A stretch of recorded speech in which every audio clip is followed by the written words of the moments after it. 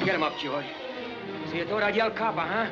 Well, I never did that in my life and never will. James Cagney was one of Hollywood's most iconic stars, a man whose fierce presence, quick delivery, and unforgettable performances made him impossible to ignore. But his life was about much more than the tough roles people remember best. Behind the fame was a story shaped by hardship, ambition, loyalty, and a constant fight to do things on his own terms. As his career grew, so did the number of lives he touched, including Audie Murphy, a young war hero just starting his own journey in Hollywood.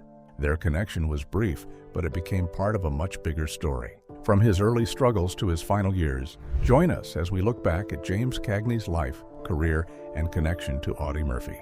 A tough start in New York. James Francis Jimmy Cagney Jr. was born in 1899 in Manhattan, New York City, on the Lower East Side. Even his exact birthplace has been argued over by biographers. But what matters most is the kind of life he was born into. It was not easy. His father, James Cagney Sr., was of Irish descent and worked different jobs, including bartending. He had also done amateur boxing. His mother, Carolyn, came from a family with both Irish and Norwegian roots. James was the second of 7 children, but 2 of those children died when they were still babies. Cagney himself was also very sick as an infant. His mother even feared he might die before he could be baptized. Later in life, he believed that his weak health as a child came from the poverty his family lived through. The family moved more than once while he was still young, and he grew up knowing what struggle looked like up close. He was confirmed at St. Francis de Sales Roman Catholic Church in Manhattan, and years later, that same church would hold his funeral. That detail alone says a lot. No matter how far he went in life, part of him always stayed tied to where he came from. And that rough beginning shaped the kind of man he became. Tough, driven, and never too soft for the real world. Loss, struggle, and the start of a dream. Cagney grew into a red-haired, blue-eyed young man who graduated from Stuyvesant High School in 1918. He then went to Columbia College and planned to study art. He also took German and joined the Student Army Training Corps. But life had other plans. After only 1 semester, he left school and came home when his father died during the 1918 flu pandemic. That loss changed everything. Now the family needed money. He worked all kinds of jobs: junior architect, copy boy, book custodian at the New York Public Library, bellhop, draftsman, and night doorkeeper. He gave all his earnings to his family. That says a lot about him before fame ever arrived. He was not just ambitious, he was responsible. Later he said, "It was good for me. I feel sorry for the kid who has too cushy a time of it." Suddenly, he has to come face to face with the realities of life without any mama or papa to do his thinking for him. That line tells you exactly how he saw life. He believed struggle built character. Around this time, he met Florence James at the New York Public Library, and she helped guide him toward acting. Before that, performance was not really the plan. He had already shown talent in other ways. He started tap dancing as a boy and became so known for dancing on slanted cellar doors that people called him Cellar Door Cagney. He was also a strong street fighter, boxed as an amateur, nearly reached the top in his weight class, and even played semi-pro baseball. For a while, the future could have gone in many directions, but then the stage pulled him in. At first, he worked behind the scenes in amateur dramatics and had no interest in acting. Then one night, when his brother Harry got sick, Cagney stepped in and performed without making a single mistake. That moment opened a door, and once it opened, there was no closing it. 10 hard years before the break. In 1919, James Cagney was working at Wanamaker's department store when he heard about a role in a stage show called Every Sailor. He auditioned even though he only knew one dance step, the Peabody. But he knew it well, and it got him in. The show had men dressed as women in the chorus, and Cagney did it without shame.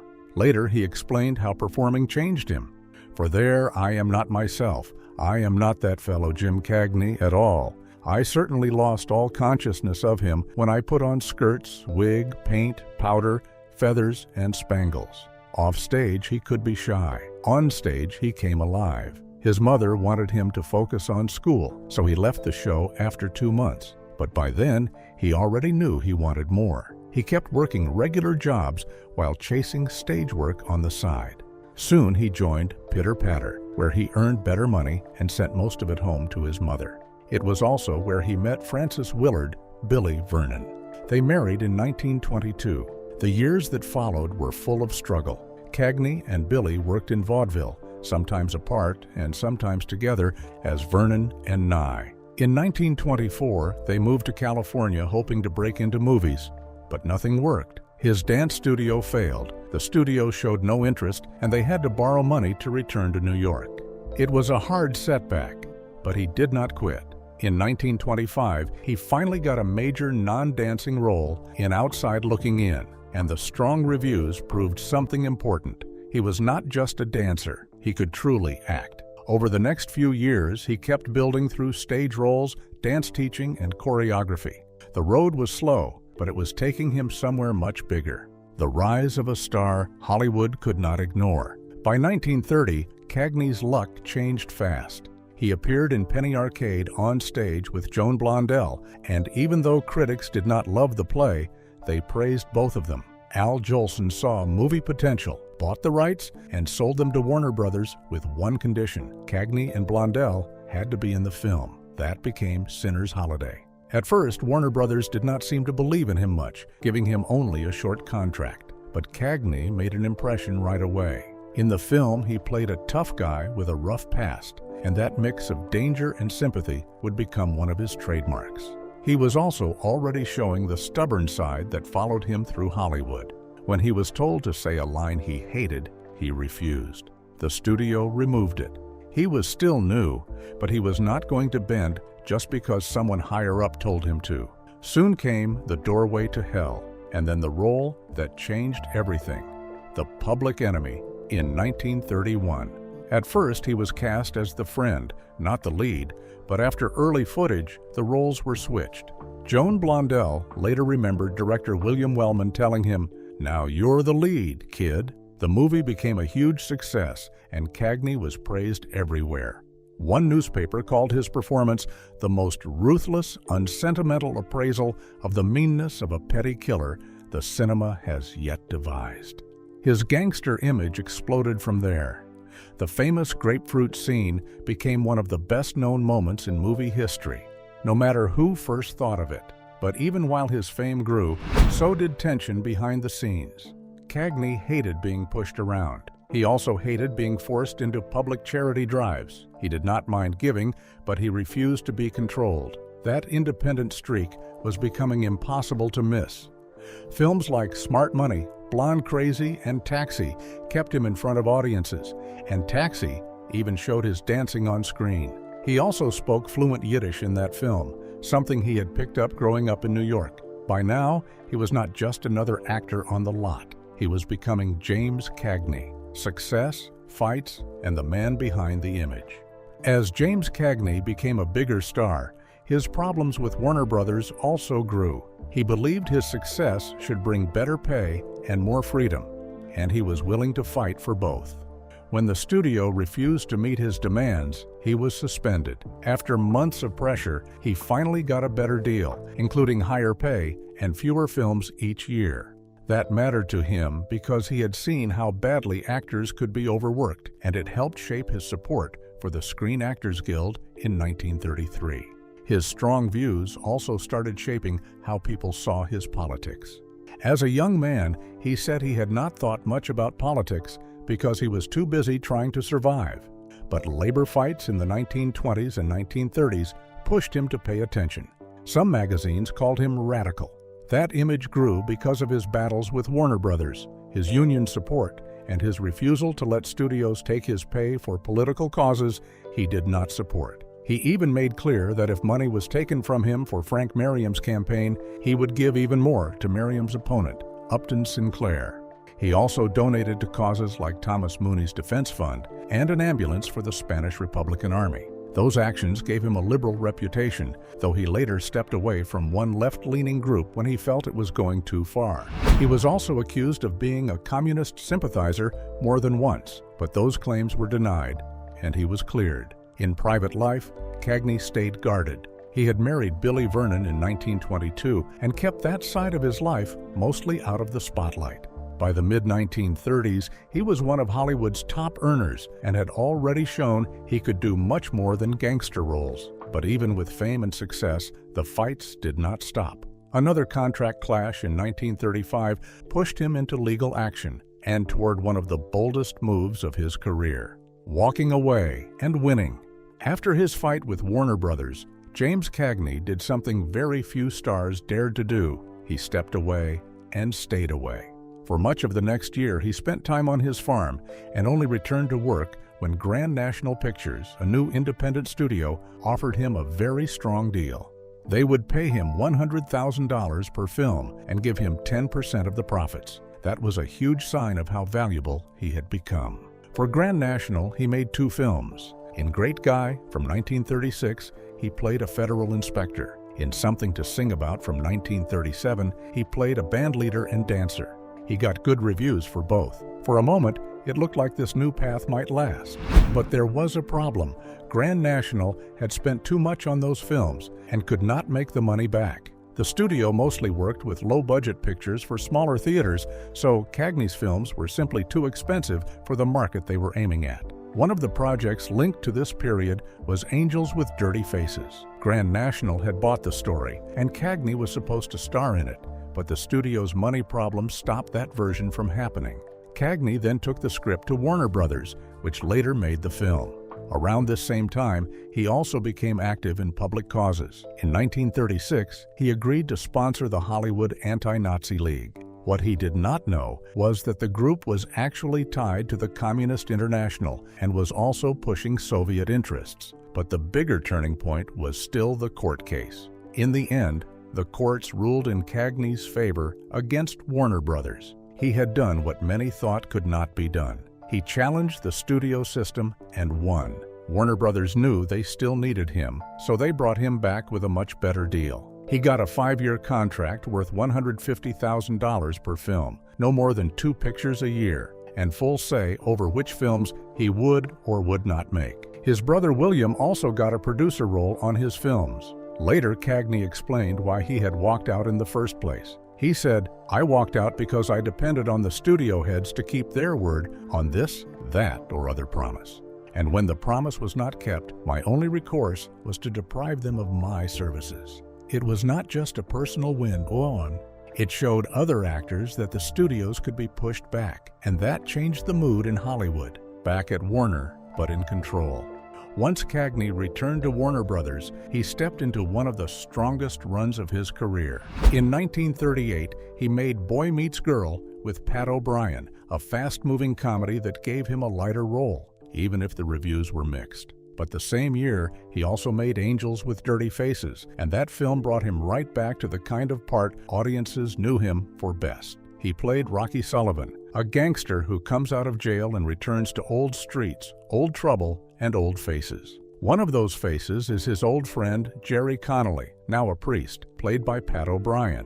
Jerry worries because the local kids admire Rocky and may follow the same path. After a violent ending, Rocky is sentenced to die in the electric chair. Jerry begs him to act scared at the end so the boys will stop looking up to him. Rocky says no, but when the time comes, he breaks down and begs for his life. The powerful part is that no one knows for sure if that fear is real or if he is pretending to save the boys. Cagney refused to explain it clearly because he liked that mystery. The role became one of his most praised performances. He was nominated for the Academy Award for Best Actor and won the New York Film Critics Circle Award for Best Actor. The film also gave him one more reason to trust his own instincts. During filming, he refused to work with real machine gun bullets and demanded the effect be added later. That choice may have saved his life because a ricocheting bullet passed through the exact place where his head would have been. After that came more important films. In 1939, he made Each Dawn I Die with George Raft, The Oklahoma Kid with Humphrey Bogart, and then The Roaring Twenties, directed by Raoul Walsh. That last film was his final movie with Bogart and his last gangster picture for a full decade. A critic, Graham Greene, praised him by saying, Mr. Cagney of the bull-calf brow is, as always, a superb and witty actor. By then, Cagney was earning huge money and had become one of the biggest stars in the country. But what made this stretch so important was not only the success. It was the fact that now he had success with control, and that made all the difference. War years, family life, and the role that meant the most. As the 1940s began, James Cagney kept proving he could do far more than gangster roles. He moved through different kinds of films, taking on parts in drama, comedy, war stories, and romance. That range mattered because by now he was showing audiences that he was not limited to one image. Then came the role he took special pride in, George M. Cohan in Yankee Doodle Dandy in 1942. Many people saw it as the finest performance of his career. The film earned 8 Academy Award nominations and won 3, including Best Actor for Cagney. In his speech, he said, "I've always maintained that in this business, you're only as good as the other fellow thinks you are. It's nice to know that you people thought I did a good job. And don't forget that it was a good part, too." The film was made just after Pearl Harbor, and the whole set moved with what one actress called a patriotic frenzy. George M. Cohan saw the film before he died and thanked Cagney for a wonderful job, saying, "My God, what an act to follow." Off-screen, his life was changing too. In 1940, he and his wife Billie adopted a son, James Francis Cagney III, and later they adopted a daughter, Kathleen Casey Cagney. In 1942, he and his brother William started Cagney Productions through United Artists. Around the same time, he also gave his time to the war effort. He volunteered for the USO, toured the country entertaining troops, raised money for war bonds, sold seats for the premiere of Yankee Doodle Dandy, and even allowed the Army to use his Martha's Vineyard estate for practice maneuvers. He was also elected president of the Screen Actors Guild that same year. By this stage, Cagney had success, respect, and a stronger sense of who he was both on and off the screen. But instead of playing it safe, he decided to bet on himself again, and that choice led into a very different chapter. He bet on himself again. After leaving Warner Brothers again, James Cagney and his brother William started Cagney Productions. Their first film was Johnny Come Lately in 1943. At a time when many studios were focused on patriotic war films, Cagney wanted something different. He was still trying to move people away from his tough guy image, so this film showed a softer side of him. The movie did make money, but it was not a major hit, and the reviews were mixed. Once it was finished, Cagney went right back to work for the troops. He returned to the USO and toured military bases in the UK. He would not waste time giving interviews to the British press because he wanted all his focus on the performances. He sometimes gave several shows a day for the Army Signal Corps, performing the American Cavalcade of Dance, which traced American dance history and ended with numbers from Yankee Doodle Dandy. His next production, Blood on the Sun, was meant to connect better with audiences through action. Cagney even trained in judo, so he could do his own stunts, and his use of real judo moves in the film was noted as the first time Eastern martial arts appeared in a Western movie. But at the box office, the film did even worse. Then came another gamble. While sorting out the rights for a third independent film, Cagney took a role at 20th Century Fox in 13 Rue Madeleine for a very large fee. That movie did well, which likely gave him hope. But the next Cagney Productions film, The Time of Your Life, turned into a disaster financially. It cost the company $500,000, and once again, audiences did not fully accept him in a non-tough guy part. That left his company in deep trouble. Poor earnings, mixed audience response, and a legal fight with Sam Goldwyn pushed him back toward Warner Brothers. But even in the middle of that pressure, another story was about to enter his life. And it began with one striking magazine cover. The door he opened for Audie Murphy. Around this same period, Cagney came across the July 16, 1945 issue of Life magazine with young war hero Audie Murphy on the cover, described as the most decorated soldier. That image caught his attention right away. Cagney thought Murphy had the kind of face that could work on screen, and he believed he could become a movie star. So Cagney brought him to Hollywood. He and his brother William signed Murphy to a contract with their production company and helped him get started. Cagney paid for acting, voice, and dance lessons. He offered guidance during Murphy's first years in town. Some accounts say he even let Murphy stay at his house and helped him get his first few opportunities. This is the key point people often miss. Cagney did not begin as someone against Audie Murphy. He was one of the first people in Hollywood to seriously back him. He saw promise in Murphy and tried to help turn that promise into a career. But the arrangement did not lead to actual roles for Murphy inside the company, and that is where things began to fall apart. Cagney felt Murphy had the look, but he also felt he could not really act yet. Then the real break came in 1947. The problem was not described as personal between Cagney and Murphy at the start. It was more of a business clash, tied to a contract dispute and friction with Cagney's brother William, who was also his producing partner. Murphy eventually broke the contract and hired a new agent, and that ended the relationship. So if Cagney later felt bitter or disappointed, it was not because he had always despised Murphy.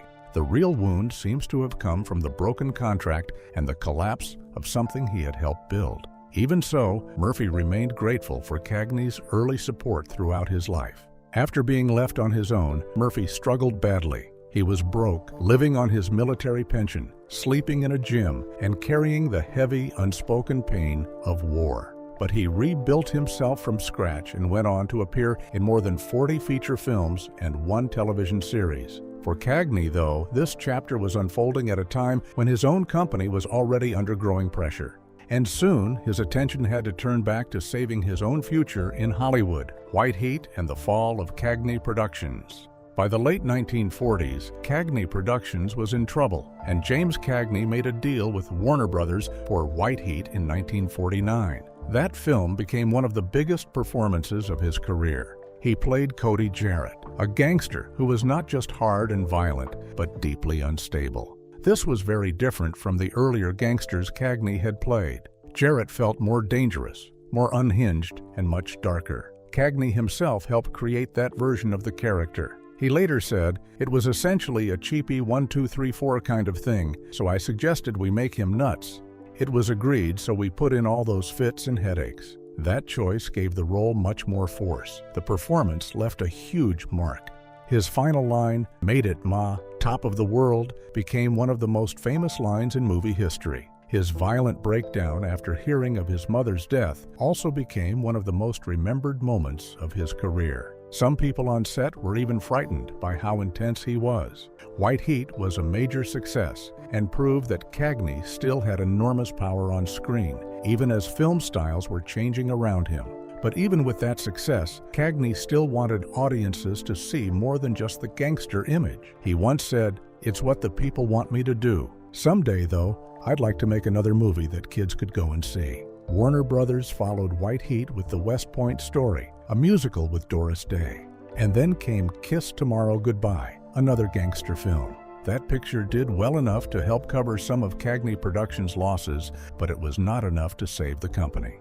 In 1953, after William Cagney produced A Lion is in the Streets, Cagney Productions came to an end. Cagney kept working and had more strong roles afterward. But by the early 1960s, after years of pressure and one especially frustrating film experience, he chose to retire. And once he stepped away, he stayed away for a long time. The final years of a Hollywood legend. After retiring in 1961, James Cagney stayed away from public life for many years. He turned down major roles including My Fair Lady and The Godfather Part 2. Instead, he spent most of his time in Los Angeles, on Martha's Vineyard, and at his farm in Stanfordville, New York, called Verney Farm. Farming had become one of the great passions of his life. He raised cattle, loved horses, and cared deeply about the land. He even earned an honorary degree after writing a paper on soil conservation.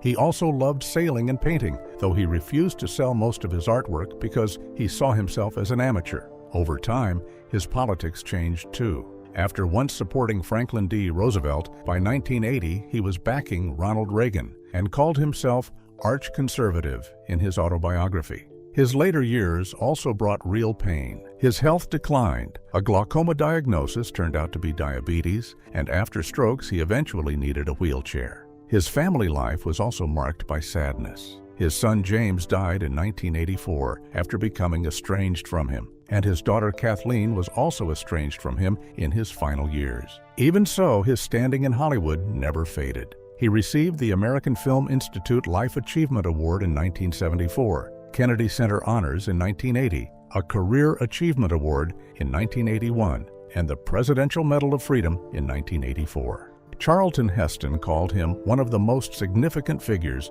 of the era when American film was at its peak.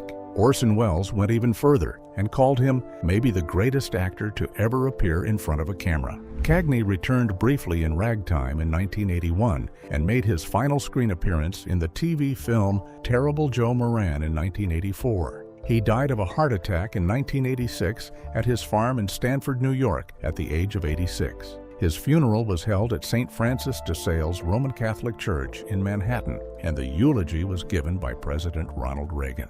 By then, James Cagney's story had grown far beyond the gangster image, and even his connection to Audie Murphy began not with dislike, but with belief, guidance, and an opportunity that shaped them both. Do you think James Cagney ever truly stopped caring about Audie Murphy? Or did that early belief stay with him all along? And when you look back at Cagney's life, what stands out to you most? The star, the fighter, or the mentor? Share your thoughts in the comments below. And don't forget to hit like, subscribe, and stay tuned for more incredible stories from Hollywood's fascinating history. See you next time.